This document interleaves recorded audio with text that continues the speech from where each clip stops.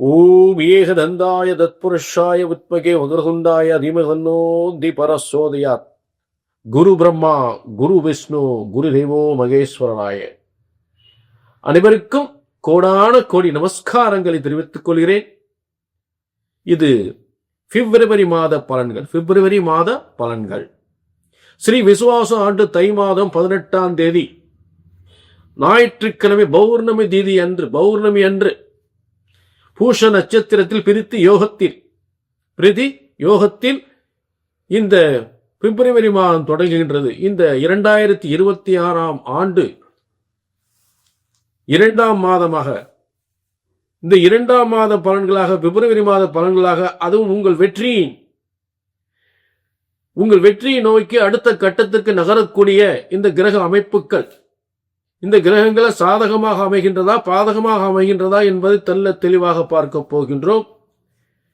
அதற்கு முன்னால் ஒரு ரெண்டு விஷயம் உங்களுக்கு முன்வைக்க கடமைப்பட்டிருக்கேன். சொல்லுக சொல்லில் பயனுடைய சொல்லற்கு சொல்லில் பயனில்லா சொல். இந்த நிகழ்ச்சி சொல்லப்படுகின்ற சொல் பயன் தராத சொல்லாக இருக்கக்கூடாது. சொல்லுக சொல்லில் பயனுடைய சொல்லற்க சொல்லில் பயனில்லா சொல். பயன் தராத இந்த எந்த ஒரு விஷயத்தையும் இங்க சொல்லக்கூடாது. அது ஒரு விஷயம். அடுத்ததாக, ஜோதிடம் என்பது ஒருபோதும், ஜோதிட சாஸ்திரம் ஒருபோதும் தப்புவதில்லை, தவறுவதில்லை. ஏனென்றால் இறைவனால் படைக்கப்பட்ட, பிரம்மனால் படைக்கப்பட்ட ஜோதிட சாஸ்திரம். அப்ப நமக்கு இந்த ஜோதிட சாஸ்திரத்துல பல ஏமாற்றங்கள், சரியா நடக்கலன்ற ஒரு ஏமாற்றங்கள் ஏற்படுது அப்படின்னா அதுக்கு ஒரு காரணம் சொல்றேன், கொஞ்சம் புரிஞ்சுக்குங்க. ஒரு ஜோதிடத்தின் பலன் சொன்னது நடக்கவில்லை என்றால் ஒன்று உங்கள் ஜாதகம் தவறாக இருக்க வேண்டும், இல்லை என்றால் ஜோதிடர் நான் தவறாக இருக்க வேண்டும். இதுதான் உண்மை. ஆக இங்கு ஒருபோதும் தப்புவதில்லை, தவறுவதில்லை. சரியாக கணித்தால் சரியாக நடக்கும் என்ற இரண்டு விஷயங்களை முன்வைக்கிறேன். சரி, இப்ப எல்லா ராசிக்குமே இந்த பிப்ரவரி மாத பலன்களை பார்க்க போகின்றோம். சரிங்களா?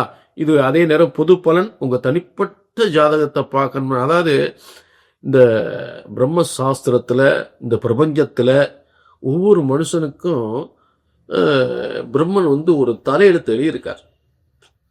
அவளுக்கு ஒரு தலையெழுத்து எழுதியிருக்கார். இப்படித்தான் வாழணும். அது எப்படி சரி பண்றதுன்றது அந்த பிரம்ம சாஸ்திரத்துல இருக்கும். அதை தெரிஞ்சுட்டு அதுக்கு தகுந்த மாதிரி நம்ம நிவர்த்திகளை பண்ணிட்டு சரியான முறையில உங்க ஜாதகத்துலதான் உங்க உண்மையான யோகங்கள் தெளிவா தெரியும். அதை தெரிஞ்சுட்டு வாழ்க்கையில் நல்லபடியா நம்ம கொண்டு போகலாம். வெற்றி தோல்விகளை உறுதியாக நிர்ணயிக்கலாம், வெற்றிகளை உறுதியாக நிர்ணயிக்கலாம். தோல்வியை நிராகரித்து வெற்றிகளை தொடர்ந்து வெற்றி பெறலாம் இந்த ஜோதிட சாஸ்திரத்தின் மூலம். ஆக உங்க தனிப்பட்ட ஜாதகத்தை பார்க்கணும்னா கீழே நம்பர் இருக்கு, நோட் பண்ணிக்கோங்க. ஒரு அப்பாயின்மெண்ட் வாங்கி. பிப்ரவரி மாத பலன்கள் கன்னிராசினர்கள் உங்களுக்கான பிப்ரவரி மாத பலன்கள் பிப்ரவரி 1 முதல் பிப்ரவரி 28 வரை. இந்த விசுவாச ஆண்டு 2026ஆம் ஆண்டு ஏற்படுகின்ற இந்த ஆண்டின் 2வது மாதம் பிப்ரவரி மாத பலன்கள். ஆக கன்னிராசினர்களே உங்களுக்கு நல்ல கவனிங்க. முதலில் உங்களுடைய பூர்வ புண்ணிய ஸ்தானம் என்று சொல்லக்கூடிய 5ஆம் இடத்தில் செவ்வாய் சுக்கிரன். கன்னிக்கு 5ஆம் இடத்தில் பூர்வ புண்ணிய ஸ்தானத்தில் செவ்வாய் சுக்கிரன். கன்னிக்கு 6ஆம் இடத்தில் சூரியன், புதன், சனி, ராகு. இந்த 4 கிரகங்கள் முதல்ல இருக்கும். அடுத்து கன்னிக்கு 10ஆம் இடத்தில் கேது, 10ஆம் இடத்தில் குரு, 12ஆம் இடத்தில் கேது. கன்னிக்கு 10ஆம் இடத்தில் தசம கேந்திரம், தொழில் ஸ்தானம், உத்தியோகஸ்தானம், பதவி ஸ்தானம் என்று சொல்லக்கூடிய இடத்தில் குரு பகவான். 12ஆம் இடம் ஒரே ஸ்தானம், வைத்திய செலவுகள் அப்படின்னு சொல்லக்கூடிய இடத்துல கேது. அப்ப நல்ல கவனிங்க. இப்ப 3/8க்குரிய செவ்வாய் உங்களுக்கு பூர்வ புண்ணிய ஸ்தானத்தில்.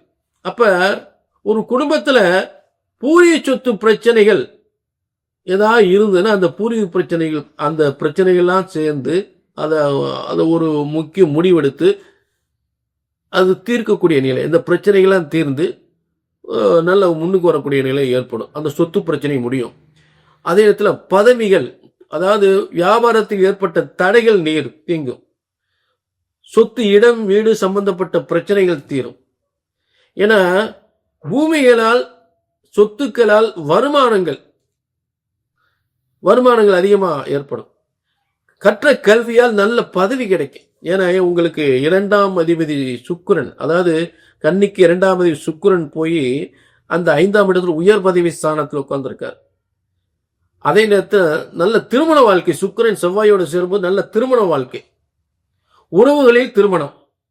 உறவுகளில் நல்ல திருமண வாழ்க்கை சிறப்பா இருக்கும். அடுத்து உங்களுக்கு இந்த கன்னிராசிக்கு 6ஆம் இடத்தில் சூரியன், புதன், சனி, ராகு முதல்ல 4 கிரகங்கள் இருக்கு.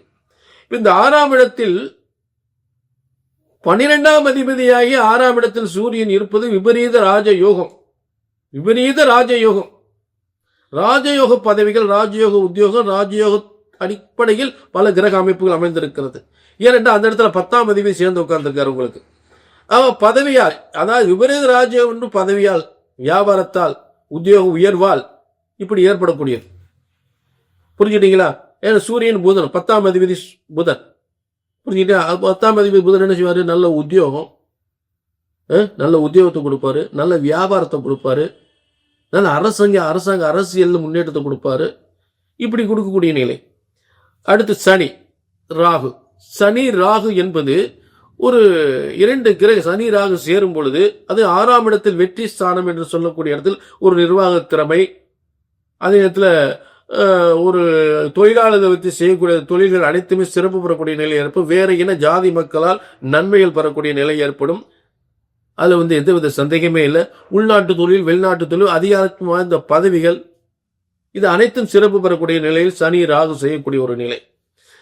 அடுத்து இந்த பிப்ரவரி 7 சுக்கிரன், செவ்வாயோட சேர்ந்த சுக்கிரன் கும்பத்துக்கு போறார். அப்ப 5ஆம் கிரகமாக, அதாவது சூரியன், புதன், சனி, ராகு, அதுக்கப்புறம் சுக்கிரன் போய் சேர்ந்துறார். அப்ப அந்த இடம் ரொம்ப வலிமையாகுது. 6ஆம் இடம் ரொம்ப வலிமையாகுது. எதிரிகளை வெல்லக்கூடிய திறமை, விபரீத ராஜயோகம் ஏற்படக்கூடிய யோகங்கள், தொழில் வெற்றிகள் பெறக்கூடிய யோகங்கள். ஆக உங்களுக்கு 2ஆம் அதிபதி 6ஆம் இடத்தில் இருந்தால், அதாவது வருமானம் அதிகாரத்துவம், அந்த உத்தியோகத்தால், நல்ல பதவியால் என்பதுதான் சுக்கிரன் தரக்கூடிய நிலை. ஏன்னா மறந்துடக்கூடாது, உங்களுக்கு அவர் 2 பாக்கியாதிபதியும் கூட. பாக்கியாதிபதி அப்படின்னா என்ன?